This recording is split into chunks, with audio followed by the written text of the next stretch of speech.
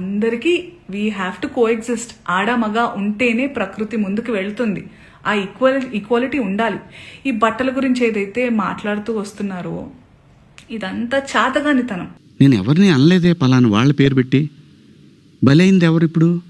నాకేంటమ్మా, నాకేంటి అనసూయ గారు, మిమ్మల్ని ఎందుకంటాను నేను? అసలు మీరెందుకు వచ్చారు దీంట్లోకి? హీరోయిన్ల దుస్తులపై నటుడు శివాజీ చేసిన కామెంట్లు వివాదానికి కారణమయ్యాయి. ఈ నేపథ్యంలో నటి అనసూయ శివాజీపై తీవ్ర వ్యాఖ్యలు చేశారు. త్వరలోనే మీ రుణం తీర్చుకునే అవకాశం నాకు కూడా రావాలని కోరుకుంటున్నా అని తనని ఉద్దేశిస్తూ నటుడు శివాజీ చేసిన తాజా వ్యాఖ్యలపై ఆమె ఘాటుగా స్పందించారు. చాలా సందర్భాల్లో చాలా దాటుకుని వచ్చాను.